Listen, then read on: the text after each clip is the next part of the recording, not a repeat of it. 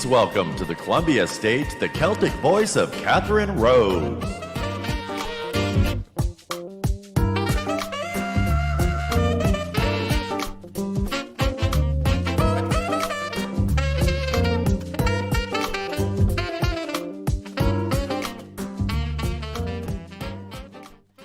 Good evening, everyone.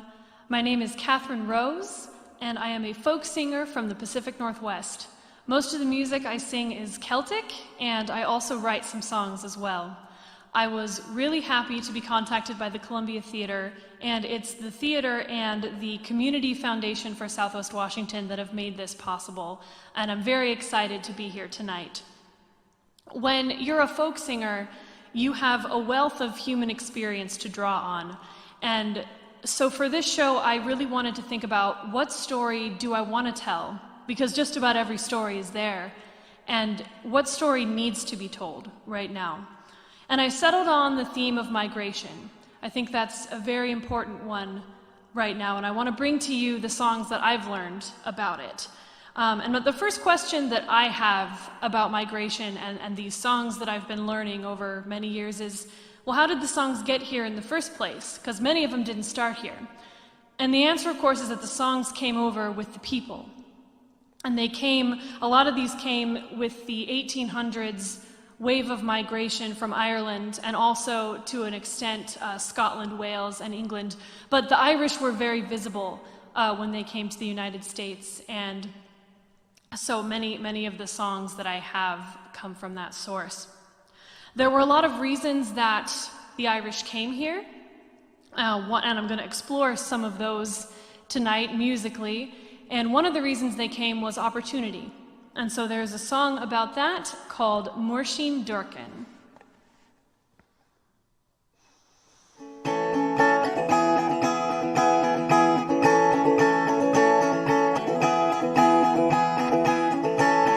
the days I went to court, and I was never tired resorting to a nail-house or a playhouse, and many's the house beside. But I told me brother Seamus I'd go off and be right famous, and I never would return again till I'd roamed the world wide. Goodbye, Moirsin Durkin, I'm sick and tired of working. No more I'll dig the praties, and no longer I'll be fooled. As sure as my name is Carney, I'll be off to California, where instead of digging praties, I'll be digging lumps of gold. I've courted girls in Blarney, in Kanturk and in Killarney, in Passage and in Queenstown, that is the Cove of Cork. Goodbye to all me pleasure, I'll be off to take me leisure, and the next time that you hear from me, will be a letter from New York. Goodbye, Moirsin Durkin, I'm sick and tired of working. No more I'll dig the praties, and no longer I'll be fooled. As sure as my name is Carney, I'll be off to California, where instead of digging praties, I'll be digging lumps of gold. Goodbye to all the girls at home, I'm going far across the foam to try and make me fortune in far America. There's gold and jewels in plenty for the poor and for the gentry, and when I return again, I never more will say goodbye, Moirsin Durkin, I'm sick and tired of working. No more I'll dig the praties, and no longer I'll be fooled. As sure as my name is Carney, I'll be off to California, where instead of digging praties, I'll be digging lumps of gold. Goodbye, Moirsin Durkin, I'm sick and tired of working. No more I'll dig the praties, and no longer I'll be fooled. As sure as my name is Carney, I'll be off to California, where instead of digging praties, I'll be digging lumps of gold.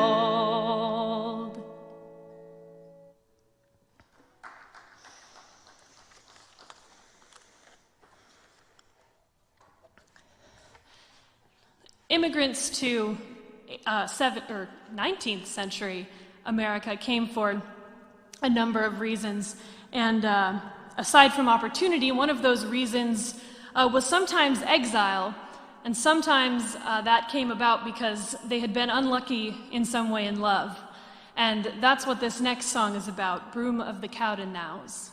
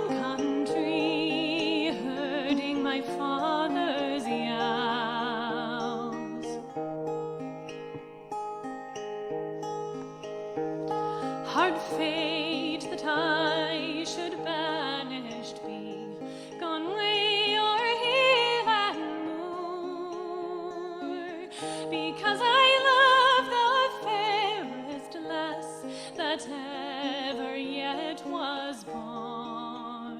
And oh, the broom, the bonny, bonny broom, the broom of the Cowden knows. Fain would I be in my own country, herding my father's ewes.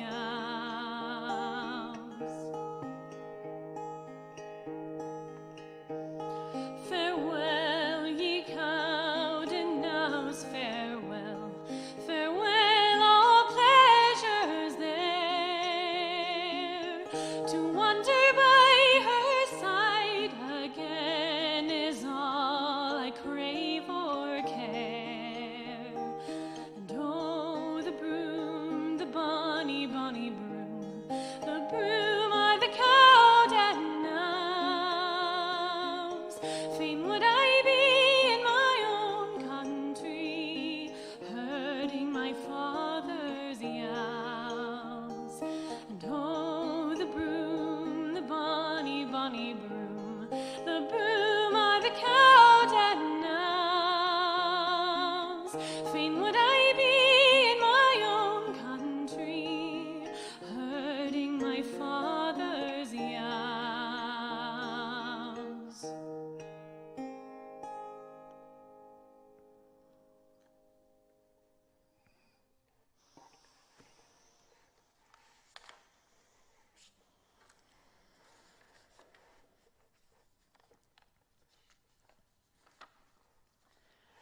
So this next song I learned from my friend Emmett.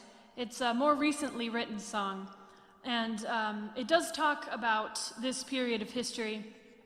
So sometimes people came to the United States because they had no home to go to, because they were forced out of their home in their own country. And this happened often in Ireland during the famine and after.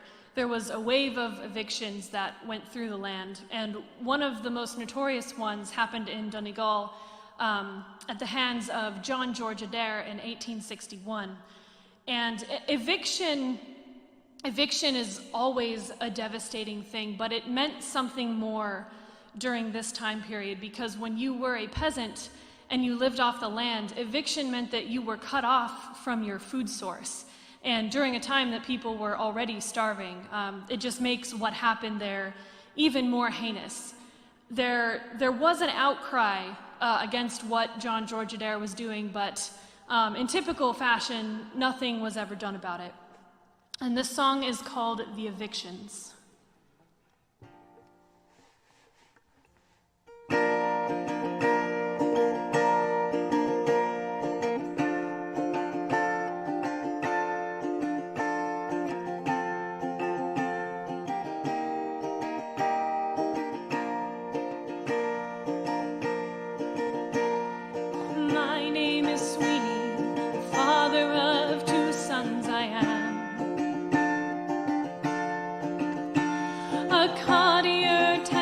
Like many a true mountain man, my wife fell to famine, my heart it will never repair. But worse was to come in the form of a John George Adair. The news in the valley, a stranger had bought up the land. Soon 28,000 acres he would command. But we were to learn that the blood in his body ran cold.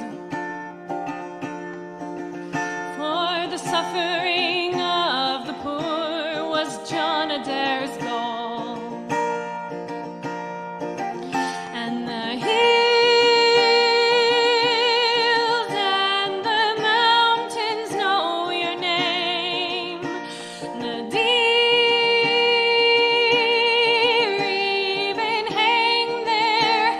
shame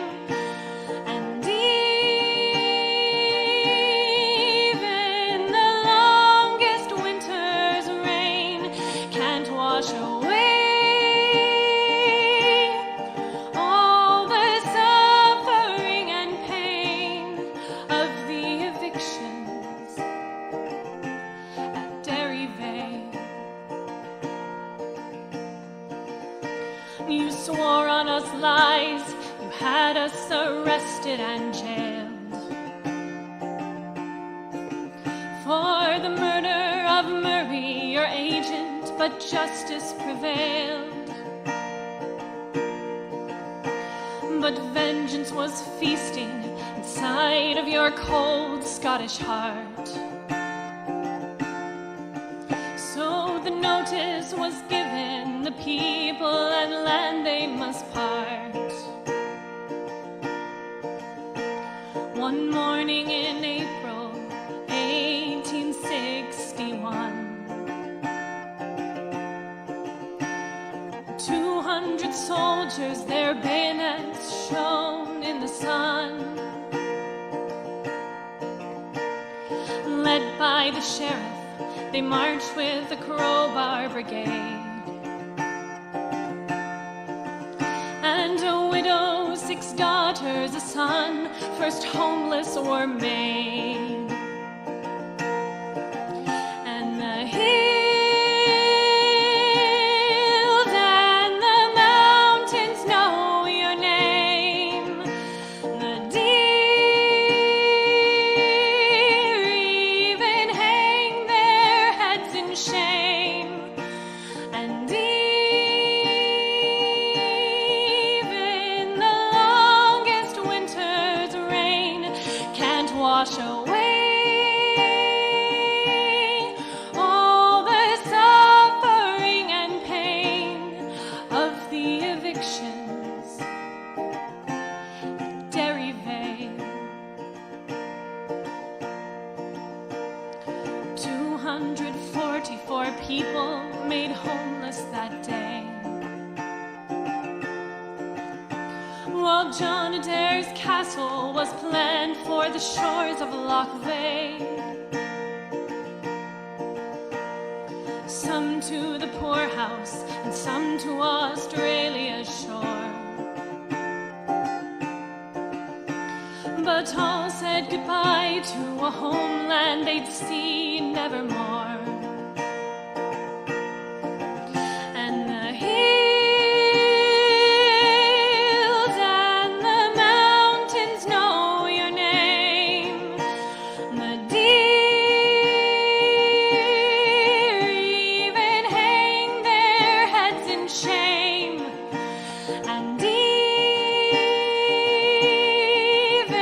the longest winter's rain can't wash away all the suffering and pain of the evictions at Derryveigh. Oh, of the evictions at Derryveigh.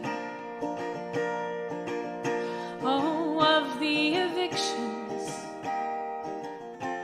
at Derryveigh.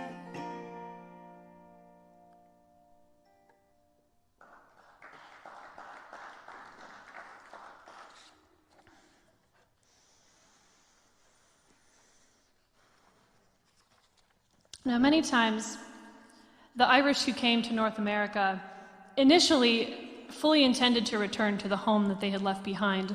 A lot were hoping to make their fortune at a time when land prices in Ireland were skyrocketing. And so, some came and stayed for a while and then went back home, but many, many more ended up making their new life here in the United States. And this next song was written in the late 70s or early 80s by somebody named Peter Jones.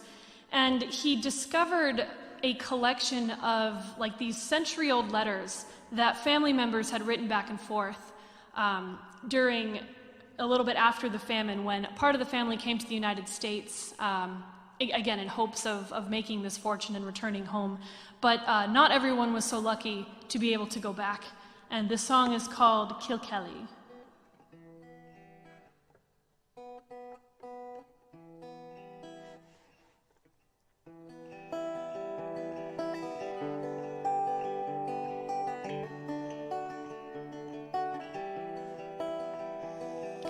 Kilkelly, Ireland, 1860, my dear and loving son John.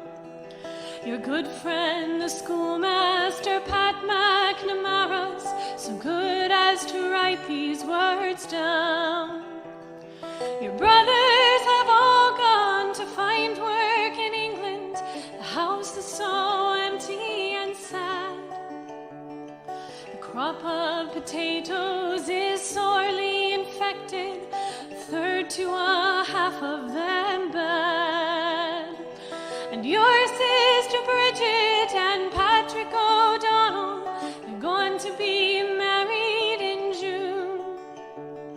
Mother says not to work on the railroad, be sure to come on home soon.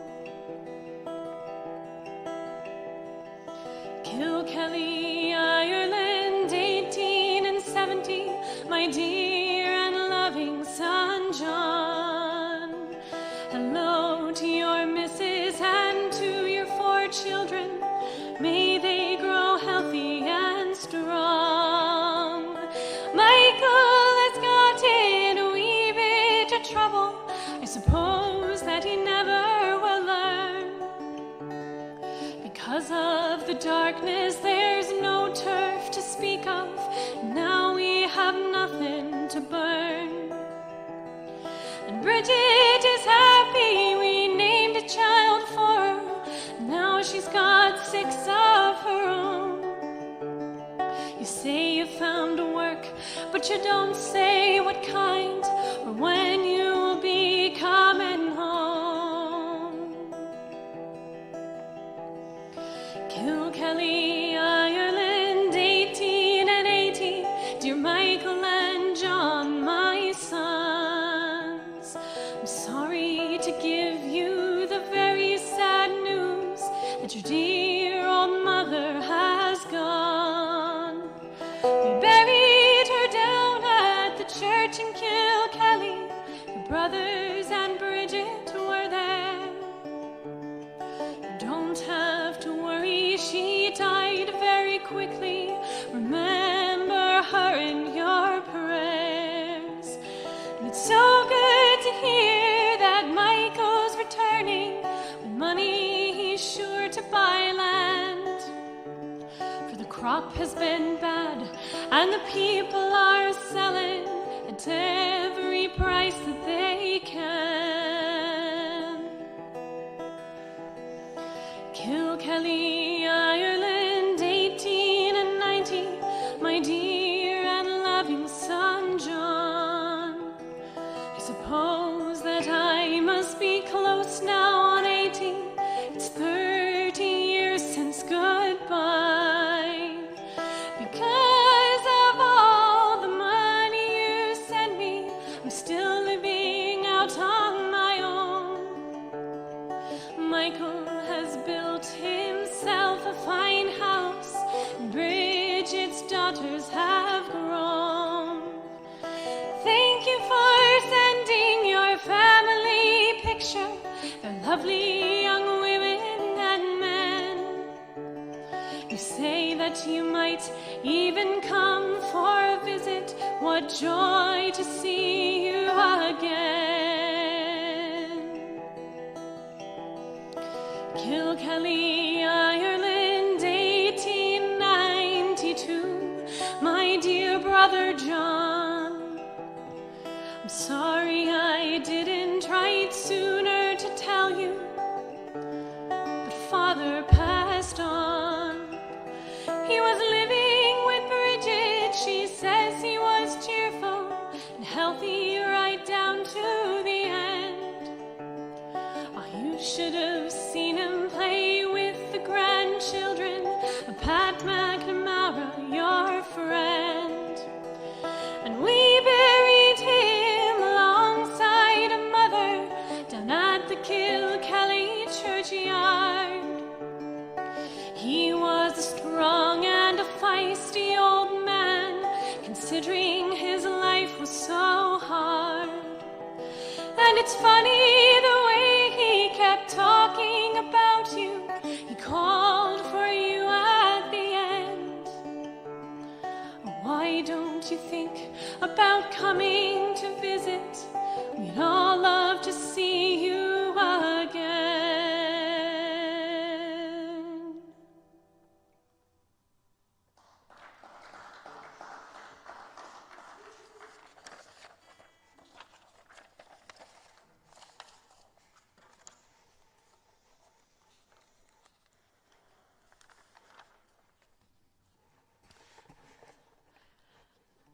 So as the Irish traveled, their music traveled with them, and an Irish-American community eventually did spring up in the United States. Now, the music during that time was passed very often from the stage and in people's parlors versus just sitting, in a farmhouse somewhere singing with your community. So the way music was being passed was changing. And this resulted in a new kind of musical tradition that was in the United States, and it didn't always travel back to Ireland. And that resulted in the very humorous situation that the musician Robbie O'Connell found himself in when he first came to the United States to play Irish music. And he wrote a song about it called Youre Not Irish.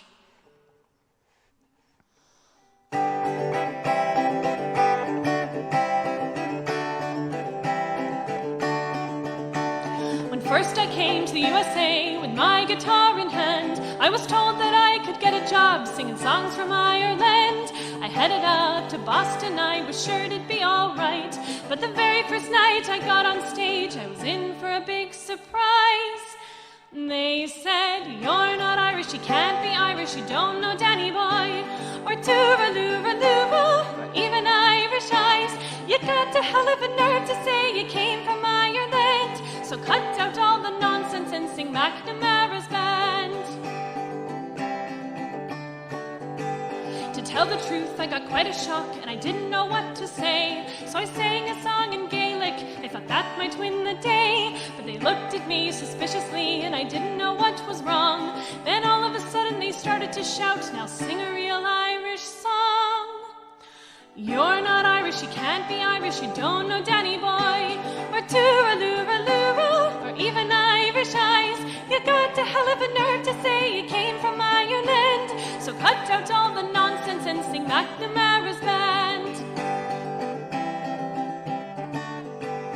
The next day I was on my way for Chicago, I was bound. I was ready to give it another try and not let it get me down. From the stage they looked quite friendly, but I'd hardly sung a word when a voice called out from the back of the room, and what do you think I heard? "You're not Irish, you can't be Irish, you don't know Danny Boy, or Tooraloo, or even Irish Eyes. You got a hell of a nerve to say you came from Ireland, so cut out all the nonsense and sing McNamara's band." Now I've traveled round the country, but it's always been the same, from LA to Philadelphia and from Washington to Maine. But sometimes now I wonder if it's a secret society, and it doesn't matter wherever I go, they'll be waiting there for me, saying, "You're not Irish, you can't be Irish, you don't know Danny Boy, or Tooraloo, or even Irish Eyes. You got a hell of a nerve to say you came from Ireland, so cut out all the nonsense and sing McNamara's band. Cut out all the nonsense and sing McNamara's band."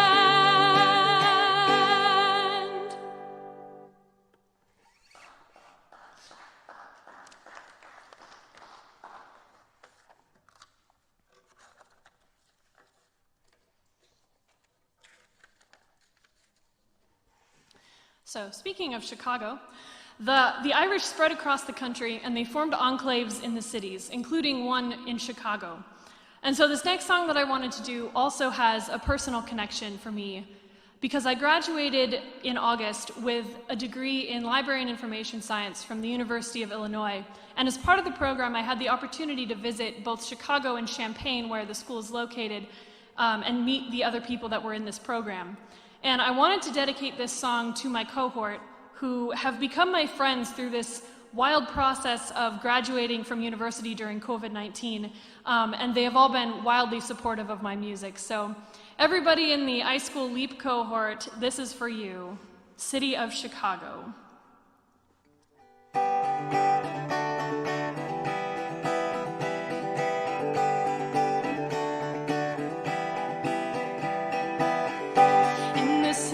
Of Chicago, as the evening shadows fall,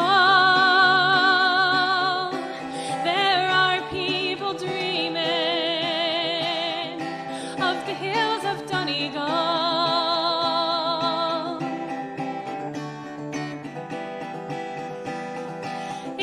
1847 was the year it all began. Deadly pangs of hunger drove 1,000,000 from the land. They journeyed not for glory, their motive wasn't greed, a voyage of survival across the stormy seas. In the city of Chicago, as the evening shadows fall, there are people dreaming of the hills of Donegal.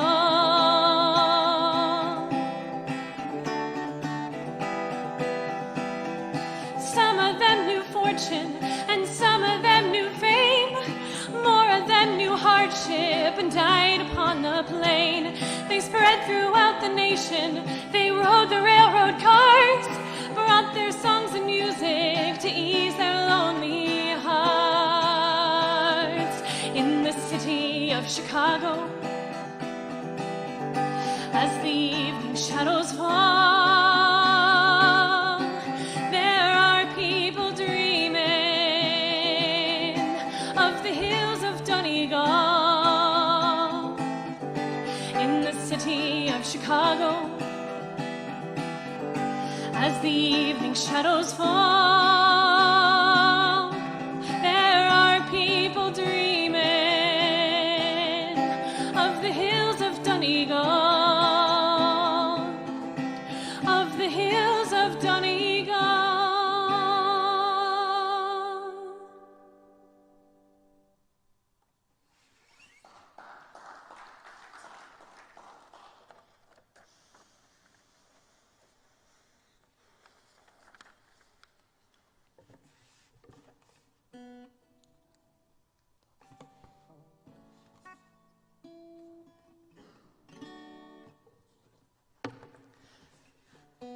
One second.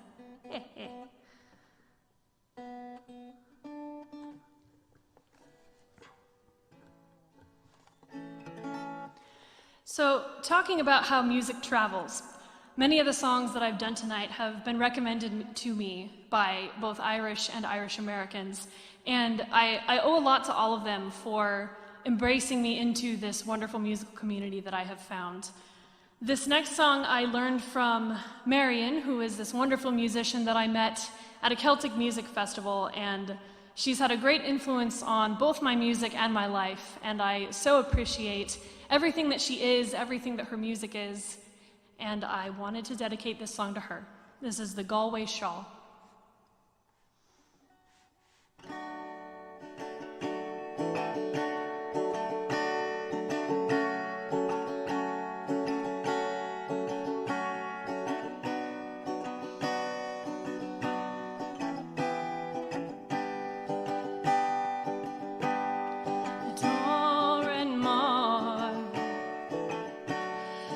County Galway, one pleasant evening in the month of May, I spied a damsel, both rare and handsome, and her beauty fairly took my breath away. She wore no jewels, nor costly diamonds, no paint nor powder, no, none at all. But she wore a bonnet with ribbons on it, and around her shoulders was the Galway shawl.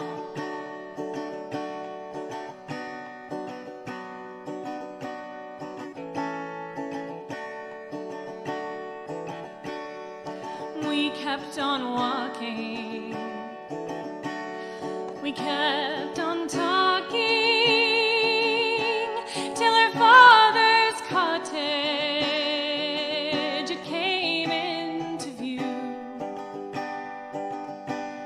Said she, "Come in, sir,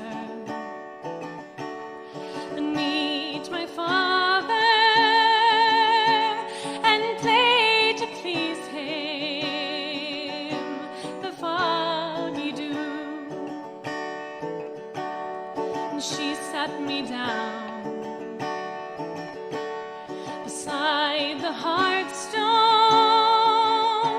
I could see her father. He was 6 feet tall, and soon her mother had the kettle singing, and all I could think of was the Galway Shawl. She wore no jewels, nor costly diamonds, no paint nor powder, no, none at all. But she wore a bonnet with ribbons on it, and around her shoulders was the Galway Shawl.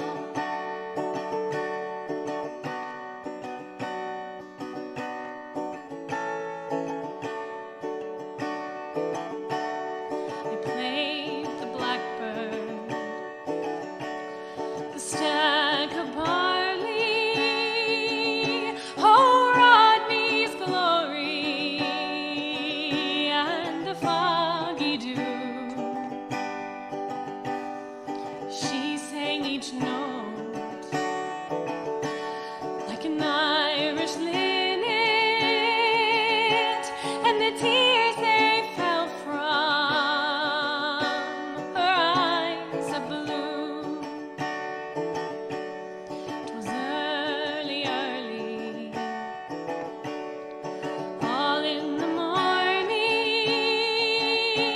when I hit the road for sweet Donegal. Said she goodbye, sir. She cried and kissed me, but my heart remains with the Galway Shawl.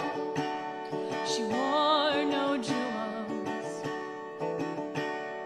nor costly diamonds, no paint nor powder, no, none at all. But she wore a bonnet with ribbons on it, and around her shoulders was the Galway Shawl, and around her shoulders the Galway Shawl.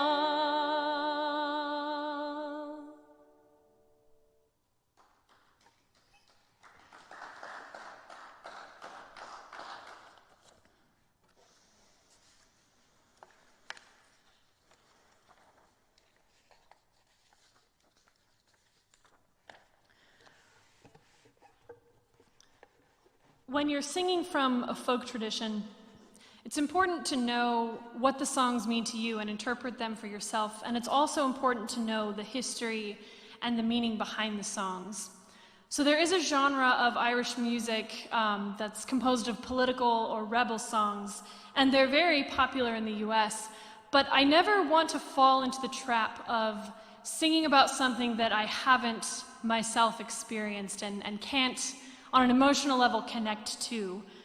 In the case of this particular song, I chose to do it because I'm seeing parallels to what the songwriter was witnessing in Ireland and the events that unfolded this summer in Portland, Oregon. I grew up in a suburb of Portland, and so it was always the place that you went for special occasions.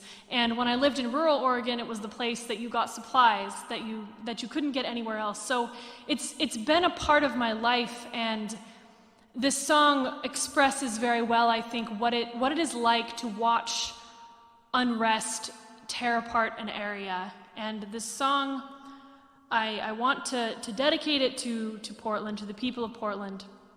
And it's called "The Town I Loved So Well."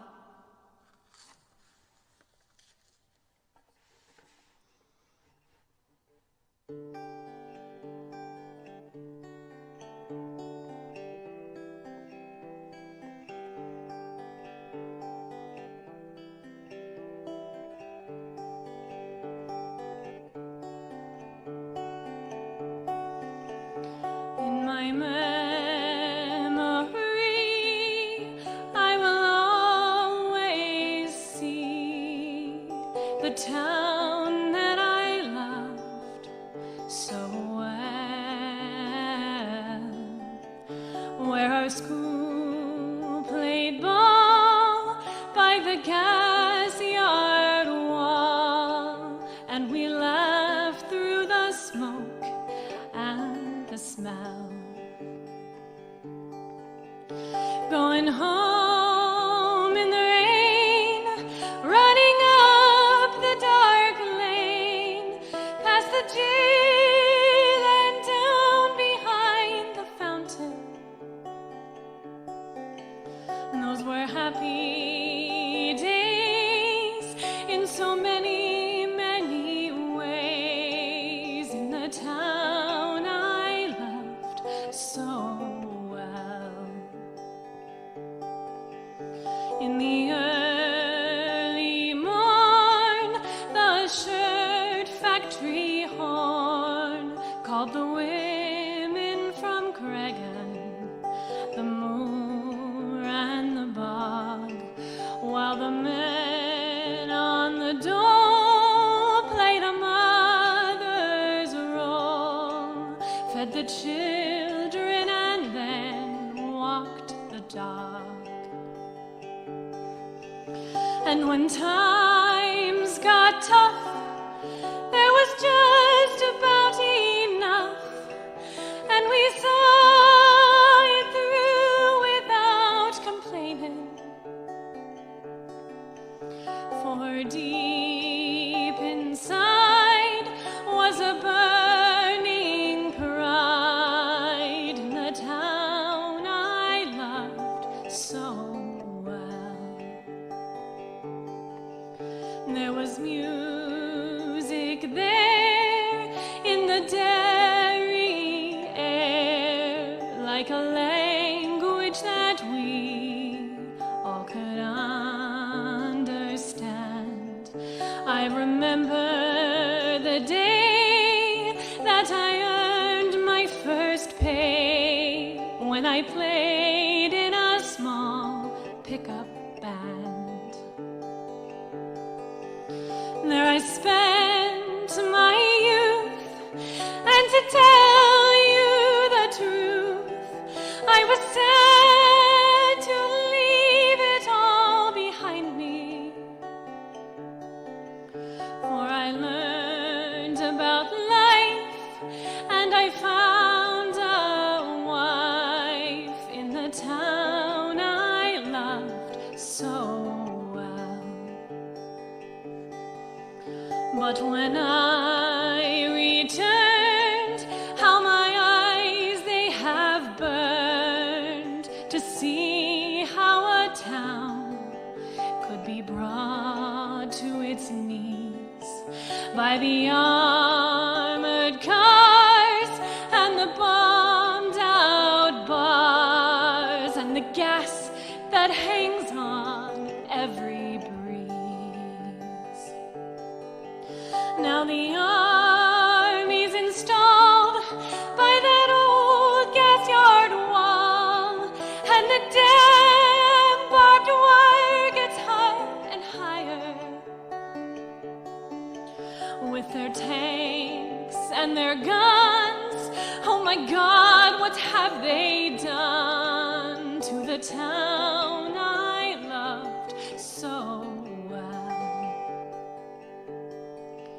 Now the music's gone, but they carry on, for their spirit's been bruised, never broken.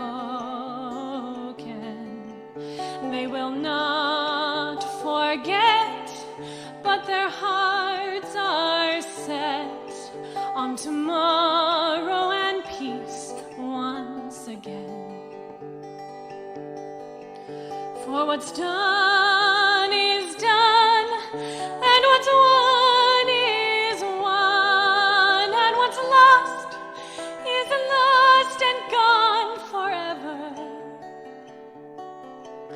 I can only pray for a bright, brand new day in the town I loved so well.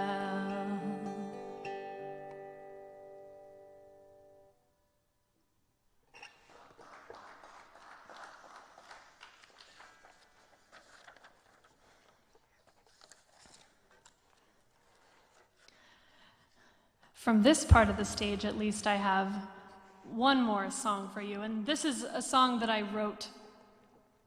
I've done songs about leaving. Tonight I've done songs about a new land, and it's also important to be very rooted in where you are, in your immediate, physical surroundings. I love the music that I have learned over the years from all the time periods it comes from, but the most important thing to me about it is that music is able to speak to the here and the now. I wrote this song, it's called 6 Children in the Ground, and I wrote this song at the beginning of the mass incarceration of immigrant children and their families here in the United States. At the time I wrote this, 6 children had died in ICE custody, and I wanted to take their names and memorialize their names and their stories in a song. Because if I've learned anything from this tradition that I'm in, it's that we can pass history down by turning it into music, and all of the pain and all of the struggle, it can be passed on to the next generation in musical form so that we don't repeat the mistakes of the past. I set this song to the tune of Skibbereen, which is an Irish song about leaving during the famine and all of the sorts of different causes that force them out. And I think it's very appropriate to what's going on right now. It's called 6 Children in the Ground.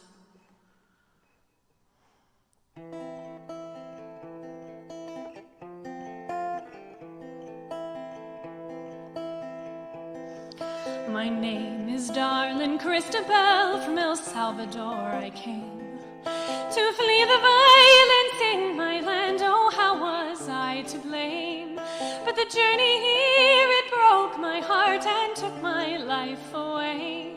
And that's the cruel reason why I'm in the ground today. My name is Jacqueline Maquin, in Guatemala born. My father brought me north so I might live to see the morn. But I got sick and my fever raged as in the bus I lay. And that's the cruel reason why I'm in the ground today. My name was once Felipe, and on Christmas Eve I died. I came to seek asylum, but they caged me up outside. At Alamogordo I fell ill with influenza gray, and that's the cruel reason why I'm in the ground today.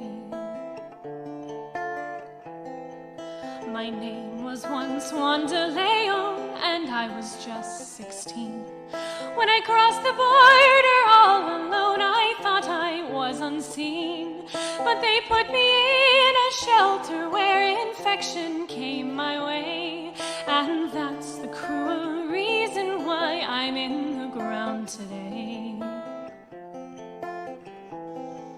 My name was Wilmer Josue, and I was only 2. We had to leave our native land and everyone we knew. But I couldn't breathe and my forehead burned all through the month of May. And that's the cruel reason why I'm in the ground today.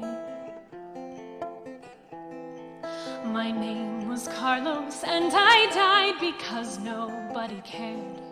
They locked me up and no one checked to see how I had fared. I should have been in hospital, instead I was betrayed. And that's the cruel reason why I'm in the ground today.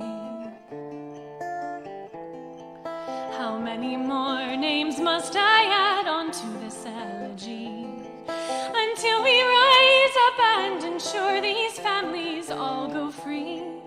When you are old and children ask you why they had to pay, I hope your conscience is at peace because you fought today.